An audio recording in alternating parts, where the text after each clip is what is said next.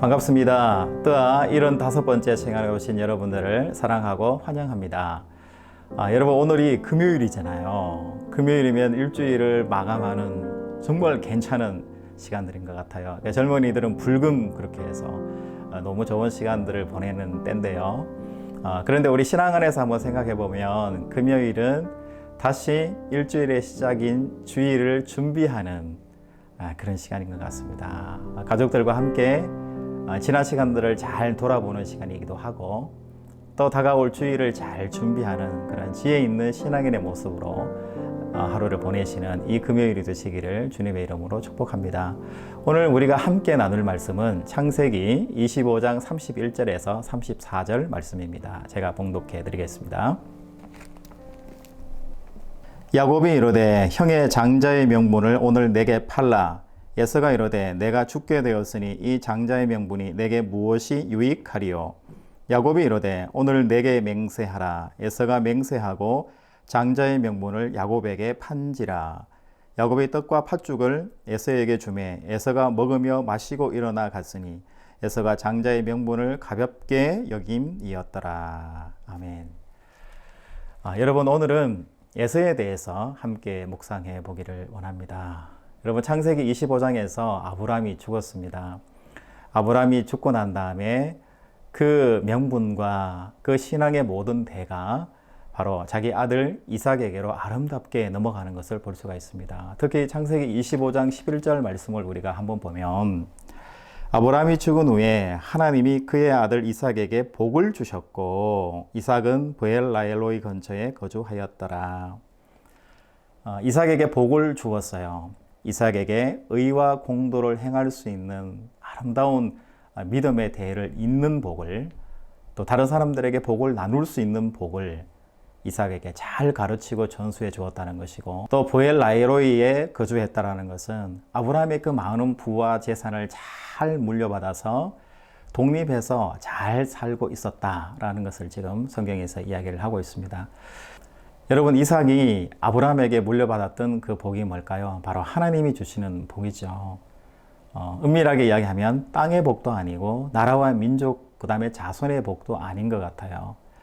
그 복을 은밀하게 이야기하면 하나님과 함께 동행하는 정말 믿음의 여정을 하나님이 동행해 주시는 복, 그리고 그 복을 받은 사람으로서 그 하나님을 많은 사람들에게 전하는 복을 우리 이삭에게 주셨다라는 것으로 그렇게 해석해 볼 수 있을 것 같습니다.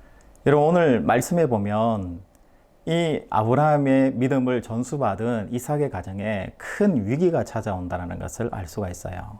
그 위기가 뭐냐면 21절에 보시면, 이삭이 그의 아내가 임신하지 못하므로 그를 위하여 여호와께 간구하매. 여러분, 뭘까요? 바로 리브가가 임신하지 못한 거예요. 이삭이 40세에 결혼을 했는데 에서와 야곱이 태어난 게 60세니까 거의 20년 동안 지금 아이 없이 임신이 되지 않은 상태였다는 것을 알 수 있습니다. 여러분, 그러면 누가 생각나죠? 아브라함이 생각나죠.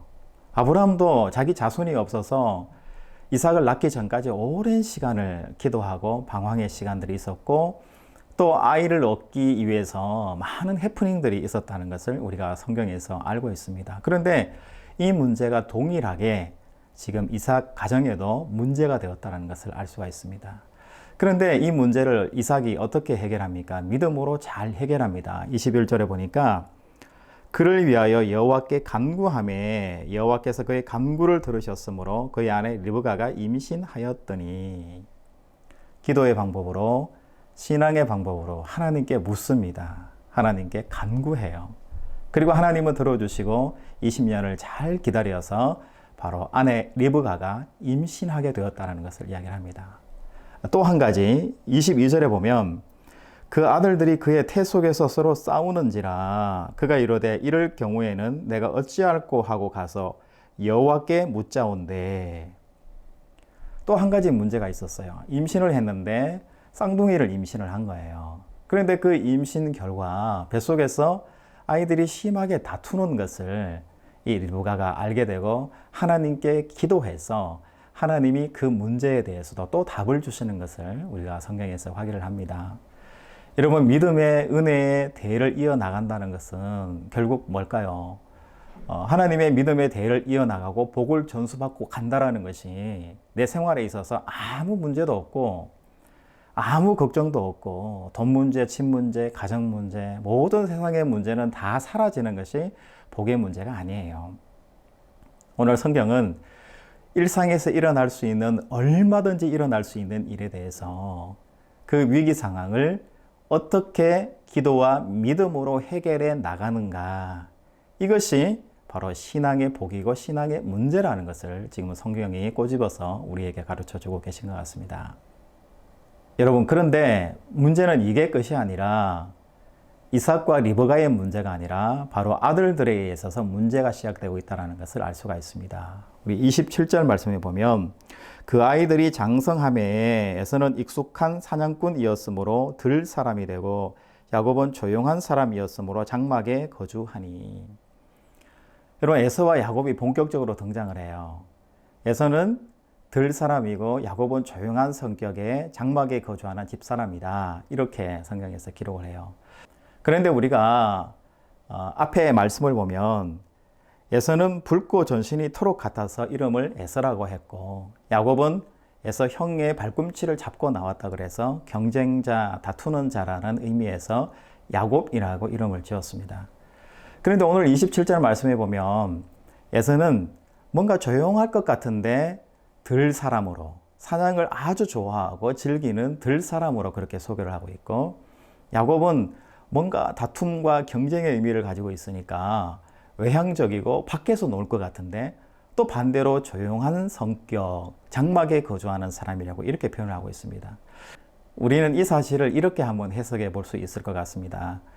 리브가 태 속에 에서와 야곱이 경쟁하고 싸웁니다. 그랬을 때 먼저 나온 에서에게 기득권을 주고 형으로서의 대우를 해주기 위해서 에서는 활발한 아이로 이삭과 리브가가 키웠고, 또 반대로 야곱은 경쟁심이 많고 많이 다툴 것 같으니까 좀 조용하게 집에서 이렇게 아이를 키운 것이 아닐까라는 추측을 우리가 한번 해볼 수 있는 것 같습니다. 그런데 여기까지는 이삭과 리브가가 할 수 있는, 범접할 수 있는 거리예요. 그런데 문제는 27절 말씀처럼 그 아이들이 장성함에, 아무리 교육하려고 하고 아무리 숨기려고 해도 타고난 그 기질과 성품을 숨길 수가 없는 것이죠. 어느 날 결국은 일이 일어나기 시작합니다. 산에 가서, 들에 가서 짐승을 잡고 굉장히 피곤해서 돌아왔는데 야곱이 미리 계략을 꾸미고 미리 준비해서 장자 명분을 뺏기 위해서 붉은 죽, 팥죽을 끓이고 있었어요. 그리고 그 팥죽 한 그릇에 장자 명분을 팔라고 요구를 하고, 또 말씀 우리 34절에 보면 야곱이 떡과 팥죽을 에서에게 주매 에서가 먹으며 마시고 일어나 갔으니 에서가 장자의 명분을 가볍게 여김이었더라.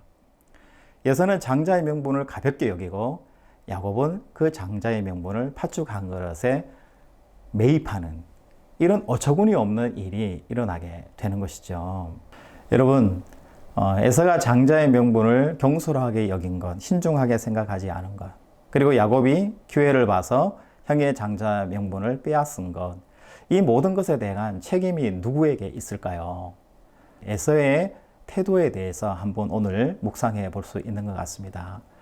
여러분, 야곱은 기회주의자고 경쟁심이 많고 형의 그 기득권을 뺏고 싶어 했습니다. 그리고 오늘 성경에 보면 이 야곱의 어머니 리브가도 에서보다는 야곱의 편에서 많은 생각을 하고 있다는 것을 우리가 뒤에 나오는 성경을 참고하더라도 알 수가 있습니다. 그런데 문제는 어느 가정이든지 모든 문제는 발생할 수가 있죠. 위기 상황은 생길 수밖에 없고 또 해결해야 되는 문제점들은 언제든지 발생할 수가 있게 되는 것입니다. 그럴 때 이 장자 명분을 받은 이삭의 대권을 다시 물려받을 수 있는 상속자인 에서가 어떤 자질을 가지고 있어야 될까라는 것을 우리가 한번 생각해 볼 수 있는 것 같습니다. 그런데 이 에서는 이 야곱이 기회주의자고 경쟁심이 많다라는 것을 평소에 알면서도 이 야곱의 계략에 대해서 넘어가고 말아요. 그리고 어머니 리브가도 야곱의 편에서 일을 합니다. 그럴 때 에서는 리더십을 가지고 이 어머니와 이 동생 야곱을 제재할 수 있는, 그들을 사랑으로 품든지 그들을 신앙 안에서 잘 품을 수 있는 에너지와 또 지도력이 사실은 에서에게 있어야 되는 것이죠. 성경은 이야기합니다. 두 태가 뱃속에 있고 작은 아이가 큰 아이를 이끌고 나가고 큰 아이가 작은 아이를 섬기게 될 것이다. 두 민족이 있다라고 말했을 때 성경은 얼마든지 장자의 대물림은 다른 사람이 될 수 있다라는 것을 성경에서 지금 이야기를 하고 있는 거예요. 그리고 또 한 가지는 이 장자의 명분을 신중하게 생각하지 않고 경솔하게 생각한 이 에서가 이미 이삭의 대를 이을 만한 자질이 없는 사람이라는 것을 성경에서 계속해서 반복해서 이야기를 하고 있는 것이죠. 여러분, 이 사건에 대해서 우리는 다양한 접근을 해볼 수 있을 것 같아요. 이삭은 자기 장자 명분을 물려줄 그 에서를 알아보지 못하는, 그러니까 건강에 문제가 있었고요. 또 어리석음이 있었고요. 어머니 리브가는 에서와 야곱 중에서 야곱을 더 편애한, 그리고 장자 명분을 에서보다는 야곱이 가져가야 된다라고 신앙 안에서 판단한 부분이 있는 것이고요. 또 야곱은 그 장자 권한을 자기가 쟁취하고 뺏을 수 있다라고 생각한, 그것이 모두 문제가 되었던 것 같습니다. 여러분, 오늘은 에서가 자기의 장자 명분을 가볍게 여긴 것에 대해서 함께 묵상해 봤으면 합니다. 여러분, 우리에게 한번 적용해 봤으면 좋겠습니다. 우리가 가지고 있는 먼저 믿은 이 신앙의 장자의 명분을 얼마나 중요하게 생각하면서 살아가고 있는지 우리 자신들을 이 시간 한번 돌아봤으면 좋겠습니다. 여러분, 우리는 먼저 믿는 사람이잖아요. 그러면 먼저 믿는 우리는 신앙생활을 어떻게 해 나가고 있습니까? 정말 하나님 보시기에 아름다운 선을 행하면서 우리의 신앙을 유지해 가고 있는지, 아니면 우리의 장자 명분, 우리의 신앙의 명분을 다른 것에 의해서 팔면서 신중하게 생각하지 않으면서 우리 인생을 살아가고 있는지 우리 자신들을 한번 돌아봤으면 좋겠습니다. 여러분, 최근 통계 자료에 의하면 우리 한국 사회의 기독교에 6개 교단이 있는데요. 6개 교단 중에서 작년 1, 2년 사이에 40만이라는 기독교인이 숫자가 줄었다고 합니다. 여러분, 40만이라는 이 숫자가 정말 피부로 느껴지셨으면 좋겠습니다. 40만이라는 그 기독교인들이 아예 교회를 떠났다는 거예요. 등록 교인에서 삭제되었다는 것을 지금 말하고 있는 것이죠.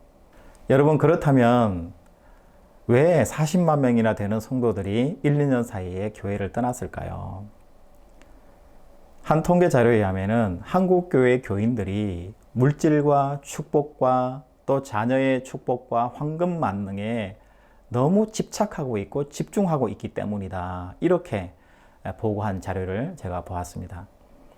여러분, 성도들이 믿음에 관심이 없는 거예요. 신앙에 관심이 없는 것입니다.